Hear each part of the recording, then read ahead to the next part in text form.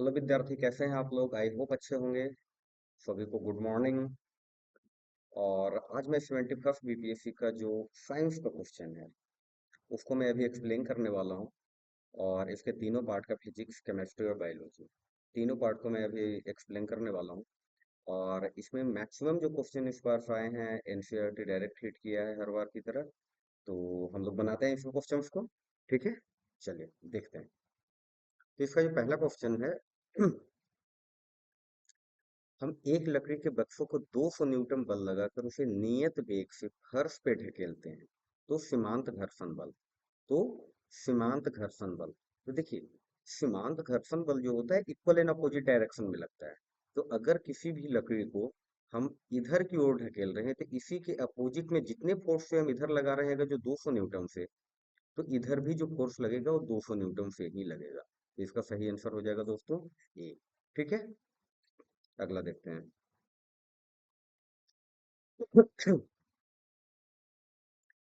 एक ट्रक विराम अवस्था से किसी पहाड़ी से नीचे की ओर नियत त्वरण से लुढ़कना शुरू करता है। नीचे की ओर किसी पहाड़ी से नियत त्वरण से लुढ़कना शुरू करता है। यह 20 सेकेंड में 400 मीटर की दूरी तय करता है। यदि ट्रक का द्रव्यमान 7 टन है तो इस पर लगने वाला बल क्या होगा? तो देखिए, अगर हम इसमें बात करें तो इस पे जो फोर्स बराबर क्या होता है, हम लोग जैसे जानते हैं फोर्स बराबर होता है मास इनटू एक्सीलरेशन। ठीक है, अब यहाँ पे मास जो दे रखा है m बराबर, ये दे रखा है 7 टन। ठीक है, 7 टन दे रखा है। तो अगर हम उस टन को अगर केजी में करेंगे, तो जैसे ही इसको अगर हम टन को केजी में करते हैं दोस्त, तो ये हो जाएगा हमारा 7000 केजी। यानी m बराबर हो गया 7000 केजी। ठीक है, अब एक्सीलरेशन, हमें m पता चल गया। अब हमें एक्सीलरेशन के बारे में पता चल करना है। तो एक्सीलरेशन वगैरह बराबर क्या होता है? एक्सीलरेशन बराबर जो होता है वेलोसिटी बटे टाइम, v बटे टी। और ये जो v होता है चेंज इन वेलोसिटी, ये होता है चेंज इन वेलोसिटी और per unit time. Change in velocity per unit time. तो ये चेंज इन वेलोसिटी का मतलब विरामावस्था से चला है। और विरामावस्था से चलने के बाद ये दूरी कितना तय करता है? 400। तो शुरुआत में जो इसकी u जो होगी, विरामावस्था में है इसलिए u बराबर होगा 0।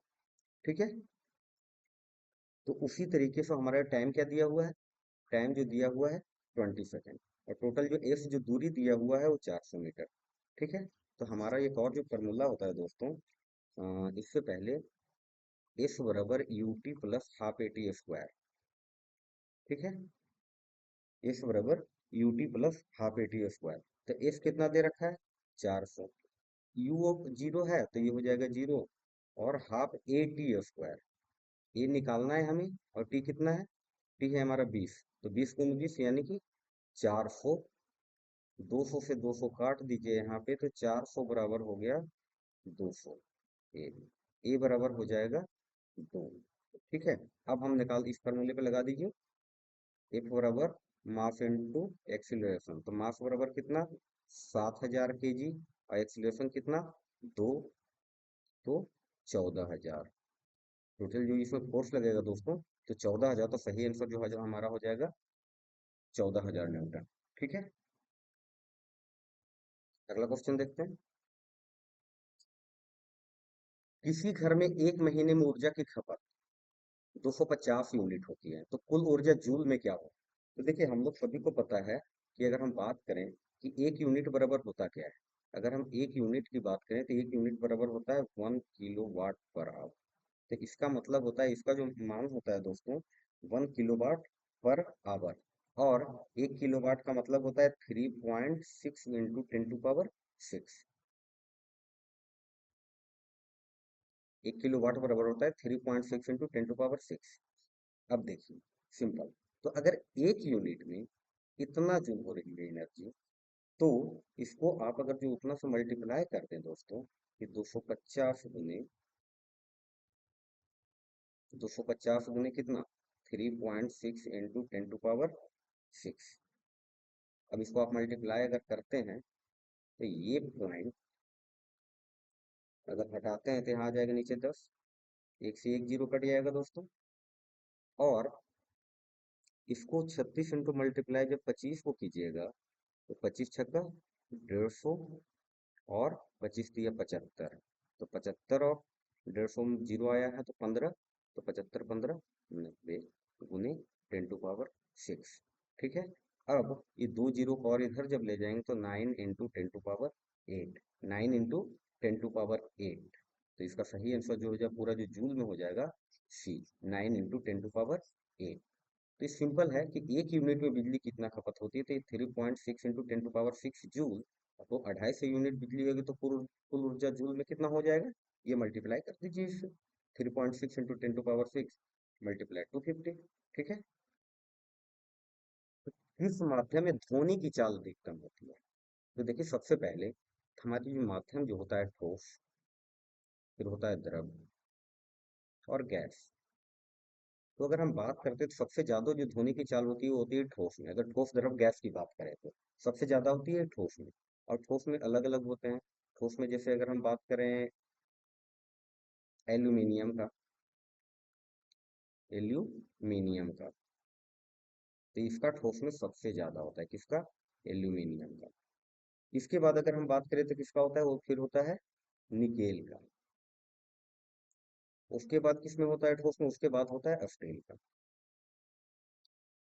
तो अगर हम इन तीनों की बात करें तो सबसे एक नंबर पे ये, दूसरा, तीसरा। अगर हम द्रव में बात करते हैं तो द्रव में सबसे ज्यादा ध्वनिक माध्यम होता है जल में, और वो भी समुद्री जल में। किसमें, समुद्री जल में। अगर हम गैस में बात करें तो गैस में होता है सबसे ज्यादा किसमें, हाइड्रोजन में।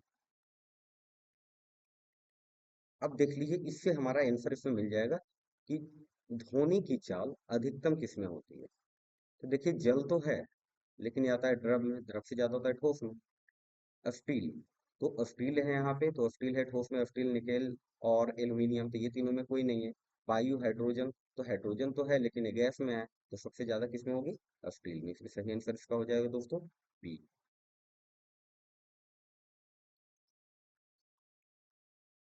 मुक्त रूप से गिरते हुए पिंड की स्थिति ऊर्जा लगातार कम होती जाती है। अब देखिए अगर हम इसकी बात करें कि मुक्त रूप से कोई भी चीजें ऊपर से गिर रही है, तो इसमें क्या है, ऊर्जा संरक्षण सिद्धांत का उल्लंघन नहीं होता। ऊर्जा संरक्षण सिद्धांत का उल्लंघन है, गुरुत्वाकर्षण बल का उल्लंघन है, गुरुत्वाकर्षण बल का उल्लंघन नहीं है। तो इसका दोस्त सही आंसर जो हो जाएगा, इसका सही आंसर हो जाएगा ऊर्जा संरक्षण सिद्धांत का उल्लंघन नहीं है। जब देखिए कोई भी वस्तु मुक्त रूप से ऊपर से जब गिर रही, कोई भी वस्तु मुक्त रूप से ऊपर की ओर नीचे गिर रही है, तो ये ऊर्जा का उल्लंघन नहीं है, ऊर्जा संरक्षण सिद्धांत का उल्लंघन नहीं है। हालांकि इसका जो ऊर्जा लगातार कम होती जाती है, लेकिन इसका उल्लंघन नहीं है। क्यों नहीं उल्लंघन है, कि हम लोग जैसा पता है कि ऊर्जा एक रूप से दूसरे रूप में रूपांतर होती है, न तो ऊर्जा की उत्पत्ति होती है और न ही इसका विनाश होता है।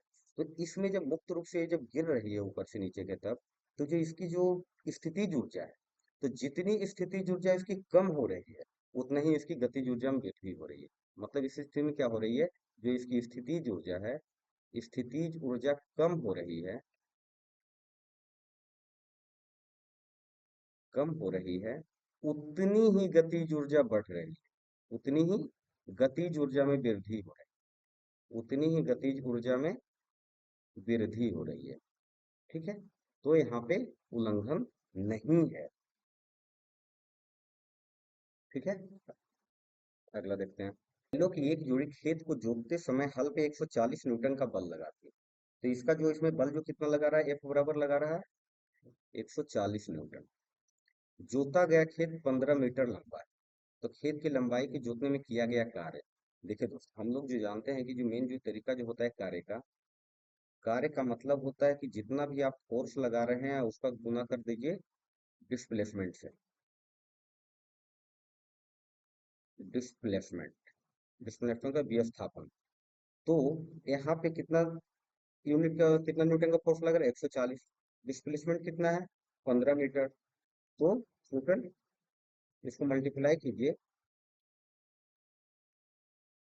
0 और 14 और 15 को मल्टीप्लाई कीजिए, तो 15 चौका 60, और फिर 15 और 6, 15 6 21, यानी 2100 जूल। 2100 जूल का इसमें फोर्स लगेगा। 2100 जूल का किया गया कार्य बराबर कितना हो रहा है, जो टोटल फोर्स 140 के अनुसार से 2100 जूल। देखिए, ये सिंपल क्वेश्चन है। समतल दर्पण की फोकस दूरी, समतल दर्पण की फोकस दूरी होती है, समतल दर्पण की जो फोकस दूरी होती है वो अनंत होती है। कि अगर कितने भी दूर से उसका जो प्रतिबिंब है आपको उस पर बन जाता है, तो इसकी अगर फोकस दूरी की बात करें तो ये अनंत होती है। निम्नलिखित में कौन सा पद विद्युत परिपथ में विद्युत शक्ति को निरूपित नहीं करता है? तो कौन सा पद विद्युत शक्ति का निरूपित नहीं करता है? तो अगर हम इसकी पावर की बराबर बात करें, पी बराबर जो फॉर्मूला जो होता है दोस्तों, वी आई होता है। तो वी आई होता है पी बराबर, सबसे पहले तो ये है कि है, मतलब ये सही है, ये करता है। चलिए, अब v को अगर जो इसको बदलते हैं, v बराबर क्या होता है, आई आर। v बराबर होता है आई आर। तो v की जगह पे आप अगर जो आई आर लिख दें, और आई पहले से है तो ये हो गया आई स्क्वायर आर। तो आई स्क्वायर आर ये भी है दोस्तों। अब अगर इसकी बात करें, एक तरीका और भी आपको पता होगा, आई बराबर होता है विभवांतर बटे रेसिस्टेंस। आई बराबर होता है विभवांतर बटे रेसिस्टेंस। तो v मल्टीप्लाई आई को बदल दिए v बटे आर, तो ये हो गया वी स्क्वायर बटे आर। तो वी स्क्वायर बटे आर ये भी सही है। तो इसका जो है कि पावर का कौन सा जो है विद्युत शक्ति को, विद्युत पावर को निर्भुत नहीं करता है? तो नहीं करने वाला ये तीनों तो कर रहा है, तो नहीं करने वाला क्या है, ये है। तो सही आंसर हो जाएगा आई आर स्क्वायर। ठीक है। अगला सवाल, लघु पाथन के समय परिपथ में विद्युत धारा का मान। ये सिंपल सा है, लघु पाथन जब होता है तो इसका जो है मान इसका बहुत बढ़ जाता है। इसका मान जो है बहुत अधिक बढ़ जाता है विद्युत पातन के समय इसका मान। उपकरणों को विद्युत आघात से बचाने वाली युक्ति। कोई भी उपकरण है तो उसका विद्युत आघात ना हो, विद्युत हानि ना पहुंचे, तो ऐसे के लिए बचाने के लिए जो हमारी सबसे अच्छी युक्ति है वो फ्यूज है। जो जनरली हम रेड वायर में लगाते हैं, और रेड वायर को हम लोग समझते हैं कि ये इसमें एक्टिव करंट आ रहा है, मेन वायर। ठीक है। तो मेन वायर में हम लोग क्या करते हैं, फ्यूज लगा देते हैं, मेन वायर में फ्यूज लगा देते हैं। ठीक है। ये देखिए 0.1 HCl समाधान का पीएच मान, इसका पीएच मान। तो आप लोग को सभी को पता होगा कि जो पीएच वैल्यू निकालने का जो फॉर्मूला होता है दोस्तों, ये माइनस में होता है, माइनस लॉग कॉन्सेंट्रेक का है। तो जहां पे H प्लस क्या है, molar concentric, molar concentration of hydrogen. तो इसमें H प्लस आयन का मान कितना दिया हुआ है, 0.1। H प्लस बराबर कितना दिया हुआ है यहाँ पे, 0.1 मोल। ठीक है। तो इसका जो सिंपल, जब इसको आप कैलकुलेट करेंगे इस लॉग पे बैठा के, तो एच प्लस बराबर कितना हो जाएगा, 0.1। तो इसको आप ऐसे भी लिख सकते हैं 10⁻⁻1। अब इसको आप इस फॉर्मूला में बैठा दीजिए, माइनस लॉग 10, इसका मान कितना हो गया, 10⁻⁻1। तो पीएच बराबर इतना। अब वो ये बेस का एक फार्मूला होता है, आप लोग को पता होगा कि आप लोग सभी पढ़े होंगे बचपन में कभी, कि लॉग 10 अगर ए के पावर बी है तो बराबर हो जाता है बी इंटू लॉग बेस 10 और ए। ठीक है। ये फार्मूला आप लोग पढ़े होंगे। इस फार्मूला यहाँ पे लगा दीजिए, ये हो जाएगा माइनस, और ये कितना है, -1 लॉग 10 बेस 10। ठीक है। और इसकी वैल्यू होती है 1। तो माइनस माइनस प्लस, तो 1 × 1 बराबर 1। तो इसका सही आंसर जो हो जाएगा 1.0 वाला। ठीक है दोस्त। चलिए इसको देखते हैं। नीचे से रात में चमकने वाले वर्णन के रूप में कौन सा यौगिक जाना जाता है? तो देखिए, वर्णक के रूप में जो सबसे ज्यादा ये जाना जाता है, ये यूरोपियम डोप्ड स्ट्रोटियम एल्यूमिनेट। ये एक्चुअली इसमें होता क्या है, एक्चुअली इसमें ऐसा होता है कि सूर्य के प्रकाश से जब ऊर्जा अवशोषित करके ये क्या करता है, धीमी गति से इसको छोड़ता है। सूर्य से ऊर्जा तो ये अवशोषित कर लेता है, कौन, यूरोपियम डोप। लेकिन ये धीरे धीरे अवशोषित करने के बाद छोड़ता है, जिसके कारण घंटों तक चमकता रहता है, जिनके कारण घंटों तक ये चमकता रहता है, घंटों तक चमकता रहता है, घंटों तक चमकता रहता है। अगर हम बात करें और की, तो इसमें अगर जो बात करें कि कॉपर सल्फाइड, एक कॉपर सल्फाइड डोप्ड जिंक भी है ना, ये भी एक तरीके का वर्णक है जो कि अंधेरे में ही चमकता है, लेकिन यूरोपियम डोप्ट के कंपेयर में कम देर तक रहता है। और ये भी वैसा नहीं है, और ये दोनों अलग है, ये दोनों जैसा नहीं। ठीक है, तो ये भी चमकने का ही कार्य करता है। बेरियम सल्फेट का अलग कार्य है, बोरोन ऑक्साइड डोप्ट का अलग कार्य है, लेकिन ये ज्यादा देर तक चमकता है, क्योंकि ऊर्जा से अवशोषित तो कर लेता है सूर्य से, लेकिन वो धीरे धीरे छोड़ता है, जिसके कारण घंटों तक चमकता रहता है। और कॉपर सल्फाइड जो होता है ये भी चमकता है, लेकिन अंधेरे में, लेकिन कम।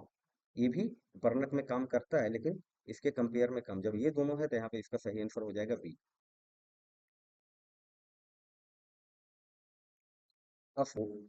स्मार्ट फिल्म के किस सामग्री का उपयोग किया जाता है? इंडियम टिन ऑक्साइड का इसमें किया जाता है उपयोग। और ठीक है, कार्सिनोमा के उपचार के लिए किस धातु यौगिक का उपयोग किया जाता है? कार्सिनोमा, इसमें जो उपयोग जो किया जाता है प्लेटिनम का। गर्भ निरोधक गोलियों में किस यौगिक का उपयोग किया जाता है? गर्भ निरोधक गोलियों में लेवोनोग्रेस्ट्रेल का उपयोग किया जाता है। इसका उपयोग किया था, एक्चुअली ये एक सिंथेटिक हार्मोन है। एक्चुअली ये सिंथेटिक हार्मोन है। ये सिंथेटिक एक्चुअली होता क्या है कि कोई भी गर्भ निरोधक के लिए सिंथेटिक हार्मोन का प्रयोग किया जाता है, तो ये एक यौगिक है जो सिंथेटिक हार्मोन का रूप में प्रयोग किया जाता है। और एक्चुअली आप लोग बात अगर समझते होंगे थोड़ा सा, कि प्राकृतिक हार्मोन जो होता है, प्राकृतिक हार्मोन जो ये होता है प्रोजेस्टेरोन। प्रोजेस्टेरोन जो प्राकृतिक हार्मोन होता है, इसी की तरह ये कार्य करता है। लेकिन इसमें जो कार्य करने का मेन जो इसका है कि गर्भ निरोधक में इसको प्रयोग कैसे करते हैं? ये क्या करता है, जो अंडाशय से जो अंडा निकलता है ना, अंडाशय से गर्भावस्था के समय जो अंडा निकलता है, तो वो उसको उसको रोकता है। अंडाशय से अंडा निकलने की प्रक्रिया को रोकता है। और गर्भ निरोधक में लेवोनोग्रेस्ट्रेल का प्रयोग किया जाता है। तेल को गैल्वेनाइज आयरन पॉट में क्यों नहीं रखा जाता?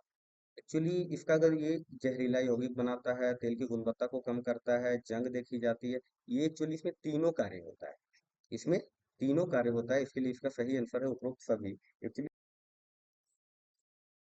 देखिए, ऑक्टेन रेटिंग बढ़ाने के लिए किस यौगिक का उपयोग किया जाता है? तो इसके लिए जो है ना टेट्रा एथिलेट, टेट्रा एथिलेट का प्रयोग किया जाता है। एक्चुअली ये क्या है ना, कार्बनिक लेड यौगिक है। ये एक कार्बनिक लेड यौगिक, कार्बनिक लेड यौगिक। और मेन जो इसका जो है ना, इसका जो उपयोग किया जाता है ना गैसोलीन में, आप लोग देखे होंगे कि गैसोलीन में इसका उपयोग किया जाता है। गैसोलीन में इसका उपयोग किया जाता है किसके लिए? नॉकिंग एजेंट के लिए। नॉकिंग एजेंट के लिए, नॉकिंग एजेंट के लिए इसको उपयोग किया जाता है। कहाँ? गैसोलीन में।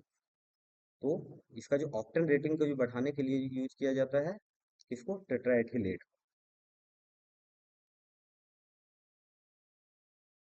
पीएचवीबी बायोडिग्रेडेबल पॉलीमर का पूर्ण रूप। देखिए, इसका जो फुल फॉर्म अगर जो इस तरीके से जो देखें, जो पूरा जो ये होता है पीएचबीबी, इसका मतलब होता है पॉलीहाइड्रोक्सी ब्यूटेरेट। पॉलीहाइड्रोक्सी ब्यूटेरेट को पॉलीहाइड्रोक्सी वेल्टरेट। इसमें 3 हाइड्रोक्सी ब्यूटारेट और 3 हाइड्रोक्सी बेलरेट होता है, तो इसलिए इसको ये भी बोला जाता है। ठीक है, तो इसका सही आंसर हो जाएगा पॉली 3 हाइड्रोक्सी ब्यूटारेट को 3 हाइड्रोक्सी बेलरेट। तो इसका फुल फॉर्म में क्या होता है? पॉलीहाइड्रोक्सी ब्यूटारेट को पॉलीहाइड्रोक्सी बेलरेट। और इसमें 3 हाइड्रोक्सी ब्यूटारेट होते हैं और 3 हाइड्रोक्सी बेलरेट होते हैं, तो इसलिए इसका सही आंसर हो जाएगा सी। हार्मोन किसके द्वारा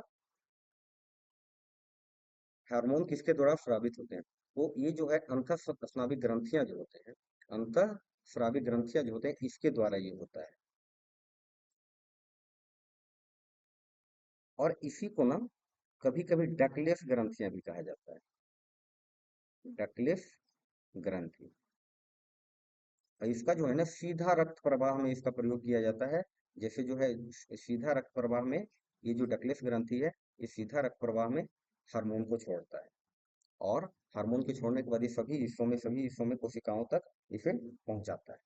तो हार्मोन किसके द्वारा स्नावित होता है? तो ये होता है अंतः स्नाविक ग्रंथियां द्वारा।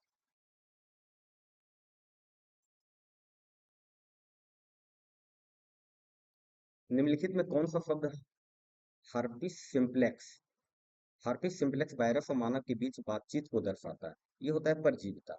एक्चुअली इसमें ना परजीविता में दो तरह के जीव होते हैं, जिसमें एक जीव जो होते हैं जिसे बोला जाता है परजीवी, और एक दूसरा जीव होते हैं जिसे बोला जाता है मेजबान। तो जीव एक जो परजीवी जो होता है वो मेजबान से लाभ प्राप्त करता है, और इसमें मेजबान से लाभ प्राप्त करता है, जाहिर सी बात है एक दूसरे से अगर जो लाभ प्राप्त करेगा तो दूसरे को हानि होगा, तो इसमें जो है ना मेजबान को हानि होता है, मेजबान को नुकसान होता है। ये दोनों में बहुत अच्छा जीव, एक परजीवी और दूसरा जीव मेजबान, तो मेजबान को नुकसान होता है, परजीवी को लाभ होता है, जिससे यह परजीवी कहलाता है। अब देखिए परजीवी का है ना कि इसमें जब मानव शरीर में रह के ना अपनी संख्या को बढ़ाते रहता है, और संख्या को बढ़ाने के बाद क्या होता है कि अपनी संख्या बढ़ाते बढ़ाते बीमारी का कारण बनता है, और ये दूसरे जीव पे ही पूरा निर्भर करता है, दूसरे जीव से ही लाभ लेता है, तो इसका कारण इसीलिए इसको परजीवी कहलाता है। तो इसी तरह के इसका जो बातचीत है, तो इस तरीके की बातचीत को दर्शाता है कौन? परजीविता। संक्रमण के जवाब में बनने वाले पहली इम्यूनोग्लोबुलिन, तो इम्यूनोग्लोबुलिन जो है ये सबसे पहले कौन बनता है? ये बनता है आईजीएम। आईजीएम का मतलब है इम्यूनोग्लोबुलिन, और ये एम उसका वो बना हुआ है टाइटल।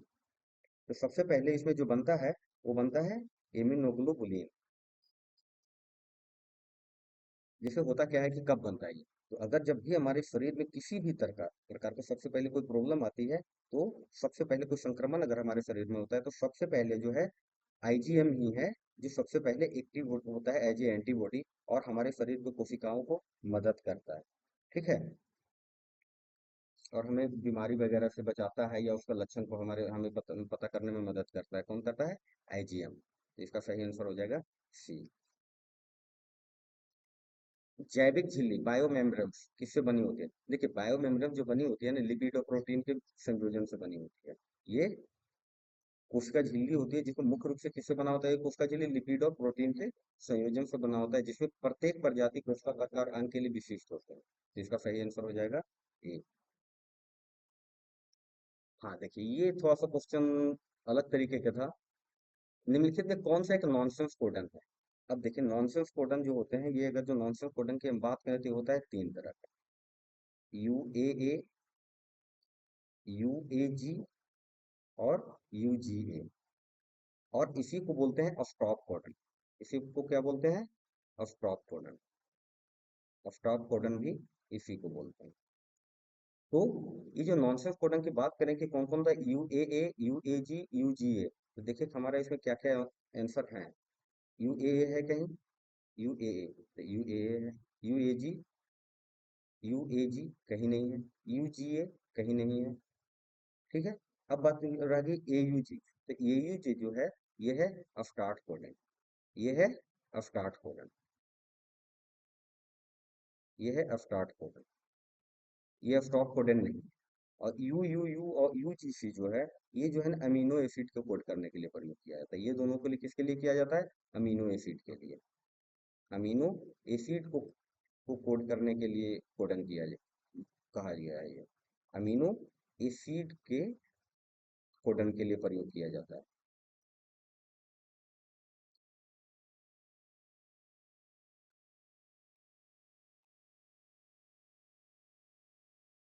अब तो हमारा सही आंसर क्या हो जाएगा? U A, nonsense codon stop codon को बोला जाता है। और ये स्टॉप कोडन को यू ए को ही नॉनसेंस कोडन बोला जाता है। यू ए, यू ए जी और यू जी ए, तो यू ए को स्टॉप कोडन बोला जाता है। हाँ, पौधे में जाइलम निम्नलिखित कार्य के लिए जिम्मेदार होता है। किसके लिए? पौधे में जो जाइलम होता है, पानी में भोजन परिवहन के लिए, पानी में घुले हुए खनिजों का परिवहन के लिए, ऑक्सीजन और अन्य गैसों का परिवहन के लिए, आवश्यक अमीनो एसिड का परिवहन, ये होता है पानी में घुले हुए खनिजों के परिवहन के लिए। इसमें क्या करता है ना कि ये जड़ से लेके पौधे के विभिन्न भागों तक ये जल और खनिज को पहुंचाता है। जल और जल में घुले हुए खनिज को पहुंचाता है। इवन यहाँ पे ये गुरुत्वाकर्षण का विरोध करके भी पानी को ऊपर तक पहुंचाता है। कौन? जाइलम। तो सही आंसर इसका हो जाएगा बी। पौधे के वर्गीकरण में संवहनी ऊतकों की विशेषताओं का उपयोग करने वाले व्यक्ति कौन थे? देखिए इसका जो ये थे ना, बेंथम और हुकर थे। ये बेंथम और हुकर ही थे जिनका पूरा नाम था जॉर्ज बेंथम और Joseph Hooker. Joseph Hooker. Actually ये है क्या, माइकोराइजा क्या है? एक कवक है। ये एक माइकोराइजा एक कवक है। और इसमें क्या करता है, जो पौधों को खनिज और पानी के अवशोषण में मदद करता है। पौधों को खनिज और पानी के अवशोषण में मदद करता है। जबकि पौधा माइकोराइजा को क्या मिलता है? कवक को भोजन प्रदान करने में मदद करता है। कौन? पौधा। तो इस तरह से ये दोनों आपस में सहजीवी हैं। और ये रोगों से भी पौधा को बचाता है। रोगों से भी पौधा को बचाता है। ठीक है। इसका सही आंसर क्या है? डी। आम में हम जो भाग खाते हैं, एक्चुअली जो हम आम में भाग खाते हैं वो मध्य फलित भाग होता है। मध्य फलित भाग होता है। बाहर का अगर हम छिलका की बात करें तो बाह्य फल भित्ति होता है। और अंदर की जो गुठली है वो अंतः फल भित्ति है। तो इसको जो हम लोग खाते हैं गुद्देदार भाग, जो रसीले और मजेदार जो होता है वो होता है मध्य फलित भित्ति। तो इसका सही आंसर हो जाएगा बी। ठीक है।